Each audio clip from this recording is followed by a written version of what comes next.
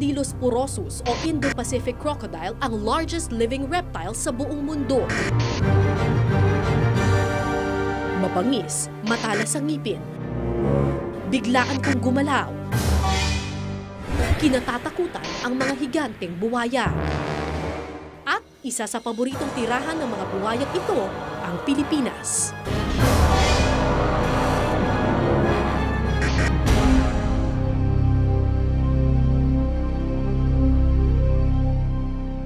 Sa habang 18 feet, itong si Pangil ang pinakamalaking buwaya in captivity sa buong Mindanao. Ang buwayang ito ay nakuha sa Agusan Marsh, isang wildlife sanctuary, na kilalang tirahan ng mga saltwater crocodile o Crocodylus porosus. Paraiso ng hayop at tao ang Agusan Marsh. Dito, malayang naninirahan sa iisang mundo ang ibon, isda, tao at maging mga buwaya. Singpayapa ng tubig ang kanilang pagsasamahan hanggang sa nangyari ang di inaasahan. Likas na maraming buwaya sa ilang lugar sa Pilipinas. Ilang beses na rin silang umatake at nakapatay ng tao. Ang pinakahuli sa Agusan del Sur kung saan isang batang babae ang namatay. Isang crocodile collector, kumbinsido si Sonny Dizon na dapat hulihin ang buwayang umatake sa isang bata sa Agusan Marsh. Kung di raw kasi ito'y pahuhuli, siguradong mangangagat daw itong muli. In the Agusan Marsh, they may coexist with human beings because there's a lot of food. But the moment those crocodiles get hungry, they surely will go for human beings. At kung si Pangil ng Davao Crocodile Farm, 18 feet ang laki, mula dito hanggang ang buwayang kumagat sa bata, mas malaki pa raw. Ang katas on. Ang kadako niya ba? Ang kadako? Ang kalapad ng iyang gad siya on. Ang ba. Ganito kalaki? Oo. Ganito siya kataba? Oo. Pagano kahaba? Pa ba dito? Yun doon. Hanggang? Doon pa. Yeah, kalaki. Mula doon doon. Hanggang dito? 24 feet lang ang pinakamalaking buwaya na natagpuan sa Pilipinas. Ayon sa mga eksperto, imposible ang buwayang singlaki ng sinasabi ng mga taga rito. Pero kumbinsido si Loloy sa kanyang nakita. Saan ang kagat sa'yo? Ipinakita pa niya sa amin ang kagat sa kanyang hita. Mga bandang alas 6 sa gabi, na maangkop ka ng wati. Pado lang ang buhaya sa ako, klik lang ko paak.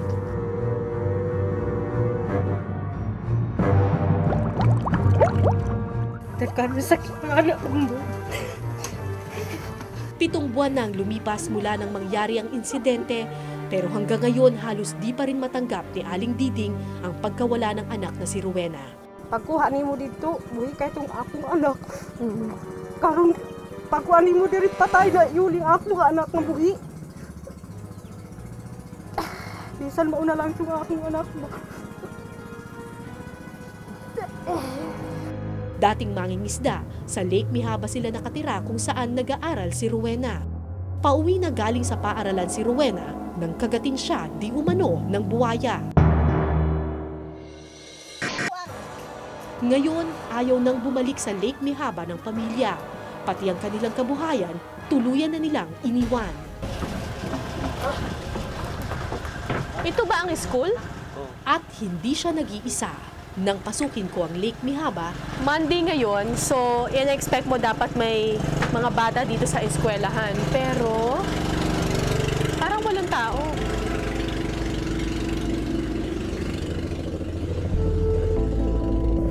Mga 20 daw yung estudyante dito sa Lake Mihaba Floating School dati. Pero ngayon, Monday, walang klase, walang pasok. Makikita ninyo, kumpleto pa yung mga libro. Nandito pa yung mga libro, andito pa yung blackboard, yung mga upuan, andito pa, at yung mga visual aids nandito pa. Pero walang estudyante. Mukhang halatang mabilisang inabandona itong eskwelahang ito. sa labas ng eskwelahan, mga inabandonang bahay naman ang tumambad sa akin. Nagkalat ang mga bubong at pira-piraso ng dingding na kahoy. At ito po ang, ngipin ng buhaya, ma'am. Dito kasi nakaupo yung bata.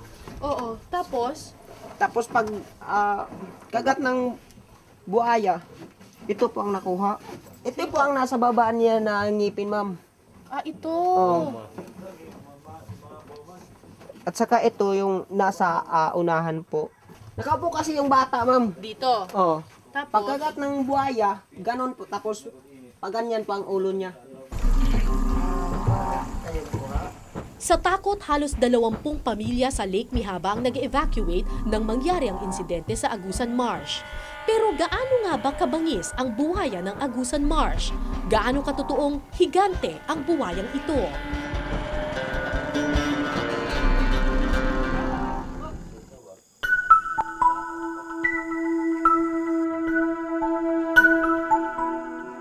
Kinabukasan, pinasok namin ang mga sanga-sangang ilog ng Agusan Marsh para hanapin ang higanteng buwaya.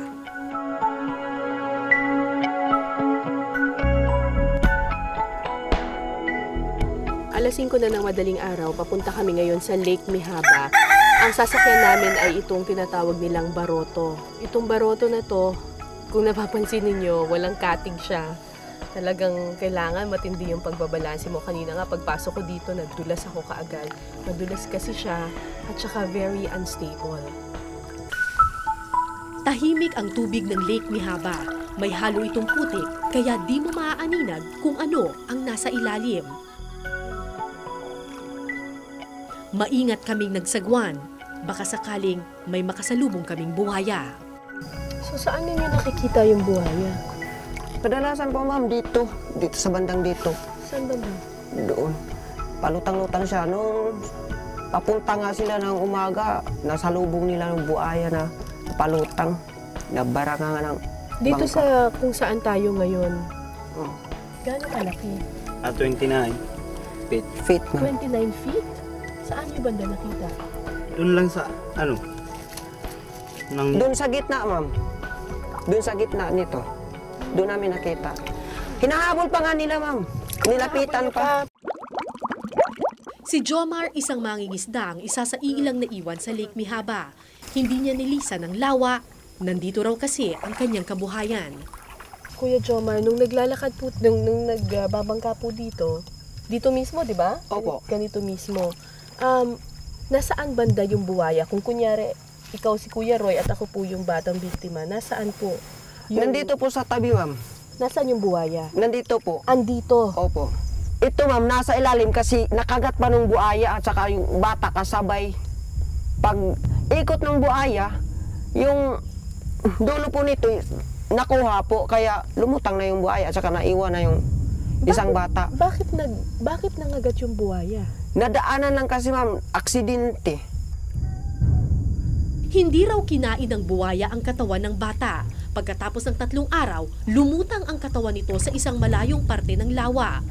Buong buo, ulo lang ang nawawala.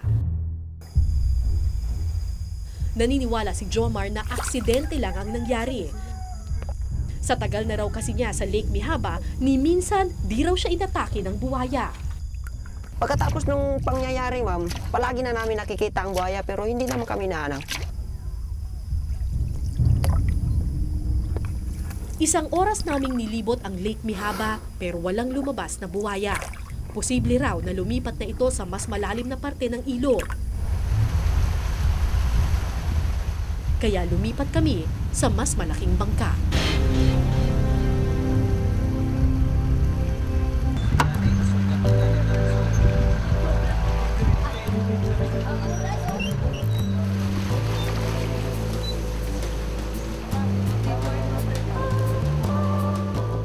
Pagkatapos ng ilang minuto, pinatigil ni Jomar ang bangka.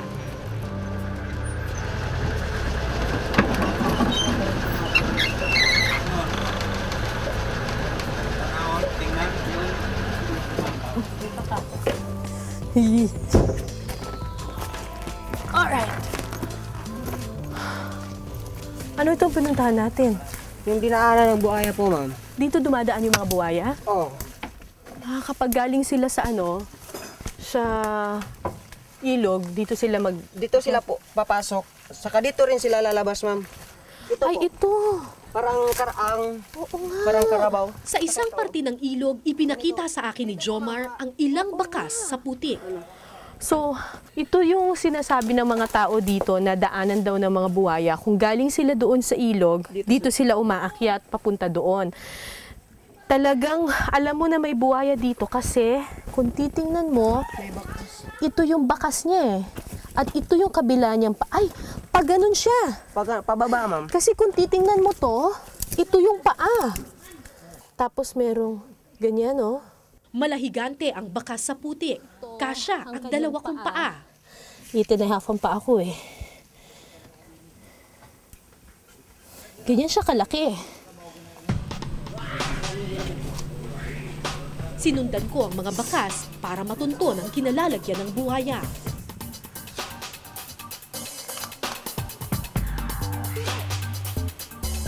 Pero sarado na dito eh. Sa isang masukal na parte ng gubat ako dinala ng mga misteryosong bakas. Maya-maya pa, Uy! Ah! makapit ang putik, mahirap makawala sa pagkakalubog. Ang akala kong lupa, parte na pala ng ilog. Kaya kuha ng chinilas mo, ma'am. Iwan mo na lang. Ay! Ah! So, kita nyo naman malambot na yung lupa dito. Ibig sabihin, ang ilalim na nito ay ilog na. Natambakan lang ng kaunting lupa. Ang question ngayon, nasaan yung buhaya? Kung makikita nyo, matatanaw nyo doon, mula dito sa kinatatayuan ko hanggang doon sa may dulo, puro water lily na siya. Posibleng nasa ilalim ng mga water lily yung buhaya.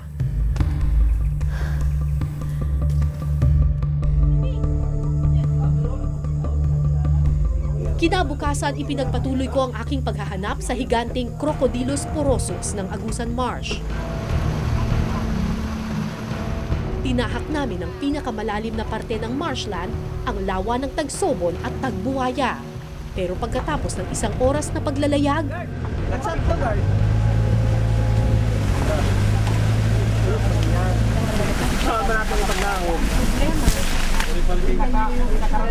Tingnan nyo yung itsura ng dadaanan namin. Na makadaan pa sa puro mga water lily at talahib na yung dadaanan namin ilog.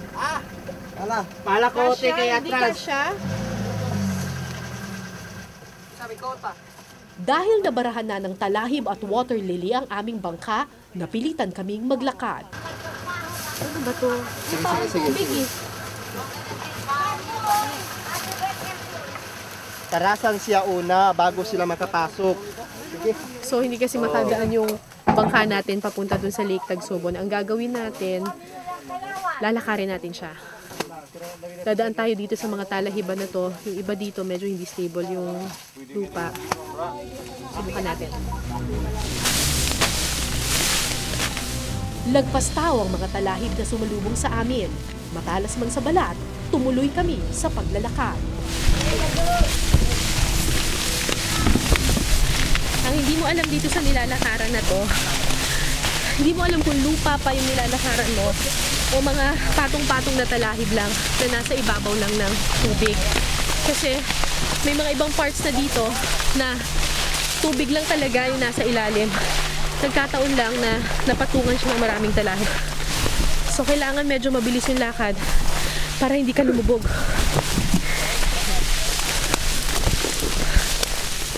Pagkatapos ng ilang minuto,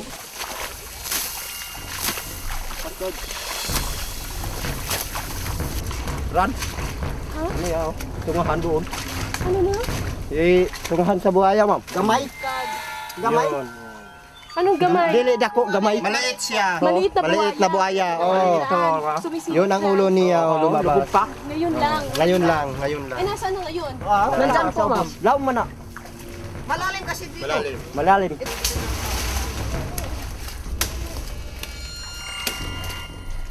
gamit ang isang kahoy, tiningnan namin kung gaano kalalim na ang tubig na aming nilalakaran. Pag gumalaw yung water lily na yan. Ang lalim! Hoy! Huwag pakabot dyan eh. Ang lalim! Pinauto pa. Senyalis daw ito na papalapit na kami sa lawa ng mga buwaya.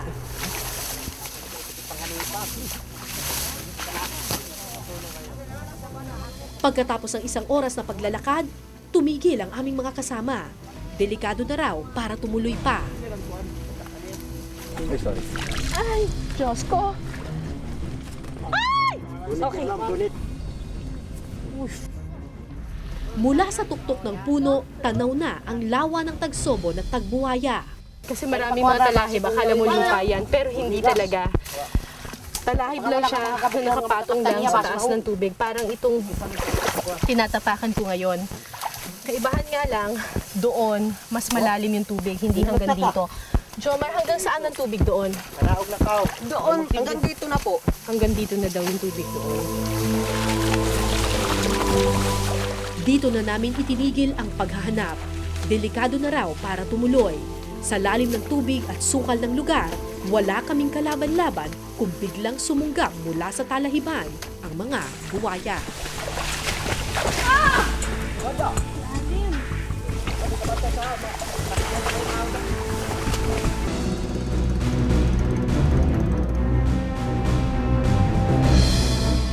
Hindi kami ang unang grupo na nagtangkang hanapin ang mailap na Crocodylus porosus. Simula nang mangyari ang insidente ng pagkagat sa batang si Rowena, ilang beses nang pinasuyod ng pamahalang lokal ang Agusan Marsh.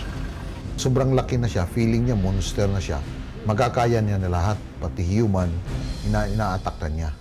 Pero yung mga 25 feet, yung mga ganun-ganun, yung mga maliliit, hindi naman. Ano siya kalaki dyan? Desidido ang mayor ng Bunawan na ipahuli ang higanteng buwaya. Pero dahil protected area ang Agusan Marsh, hindi pwedeng patayin ang buwaya. Pwede lang itong ilagay sa isang lugar na malayo sa tao.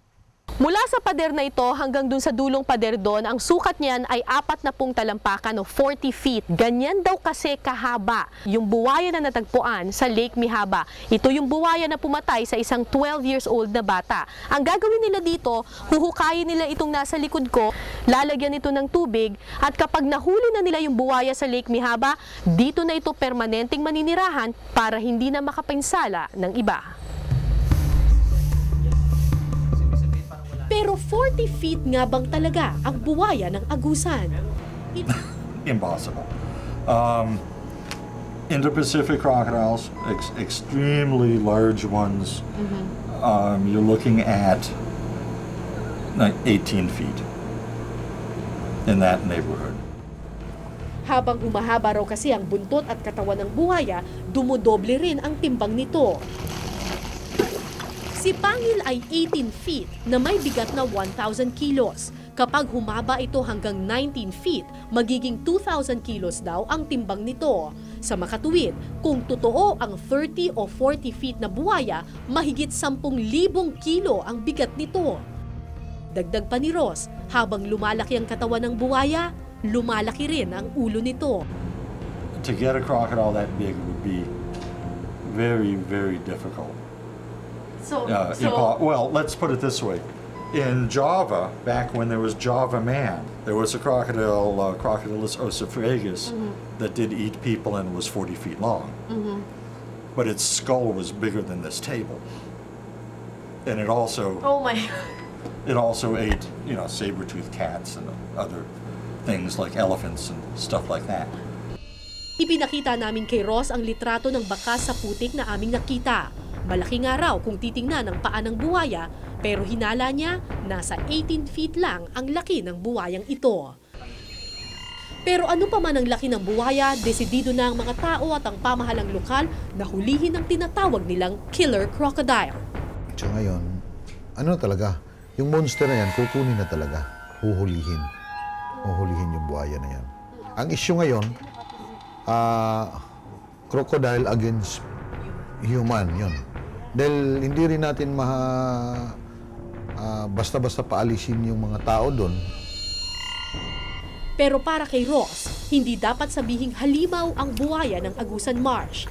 Aniya, mas takot pa nga raw sa atin ang mga hayop na ito. May 4 na dahilan kung bakit umaatake ang buwaya. Kapag gutom, kapag natatakot dahil pinasok ang kanyang teritoryo, kapag breeding season at kapag pinoprotektahan nito ang kanyang mga anak. Kung totoong gutom daw ang buwaya, bakit di nito kinain ng buo ang bata? Siguro naiingayan, so sa ginagawa ng bata, palagay ko ganyan. Or it's either na breeding nila, breeding period. Ang breeding period nila is December to March. The girl was attacked, she was bitten, a death roll took place, the head was severed, but it wasn't a food attack. It was a territorial dominance or a defensive action. Ayon kay Ross, posibleng mabuhay sa iisang mundo ang buwaya at tao kung matututo lang ang tao na irespeto ang kilos, galaw at teritoryo ng mga hayop na ito.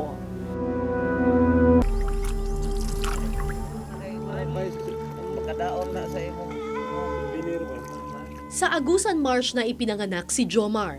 Tulad ng maraming taga rito, ang lawa at ilog na ang kinagisnan niyang mundo. Bata pa lang siya, kasama na niya ang mga buwaya. Matagal na kami dito, hindi naman gumagalaw, hindi naman nanggagalaw ang mga buhaya dito. Pag nakikita namin sila at nakikita nila kami, aalis na kaagad. Umalis kaagad yung buhaya. Sila pa ang natakot. Opo, ma'am. Kaibigan para sa kanila ang buwaya noon. Pero ngayon, nabahira na ng takot ang dating malapit na relasyon.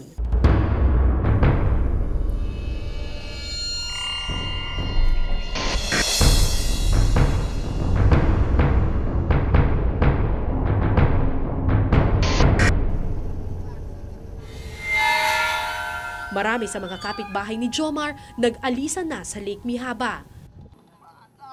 Dito ko sila natagpuan.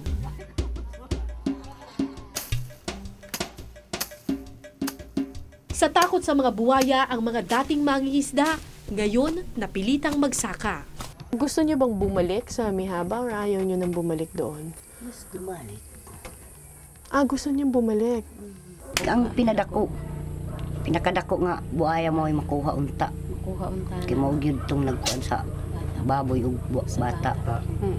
Pag nakuha na po yung pinakamalaki, balik na dito. Balik na dito.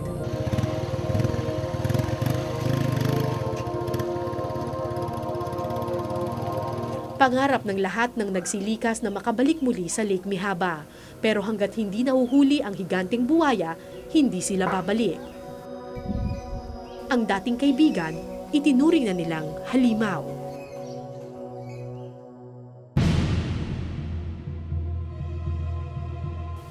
Madaling katakutan ng isang bagay na mabangis tingnan.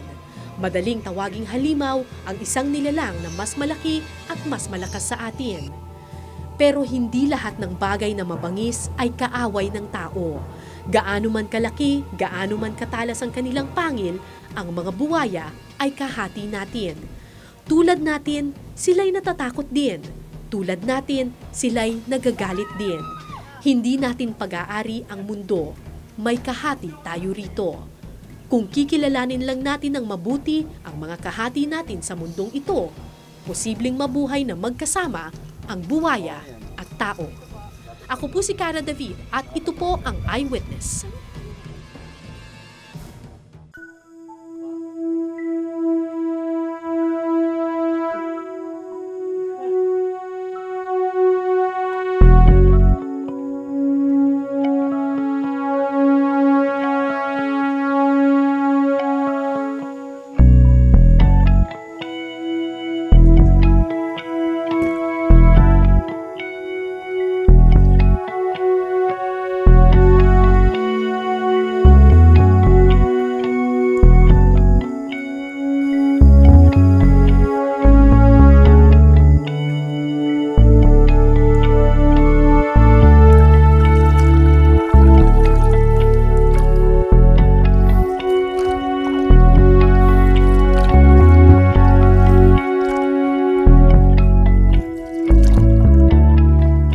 Maraming salamat sa pagtutok ninyo sa Eyewitness, mga kapuso. Anong masasabi ninyo sa dokumentaryong ito? I-comment nyo na yan. Tapos mag-subscribe na rin kayo sa GMA Public Affairs YouTube channel.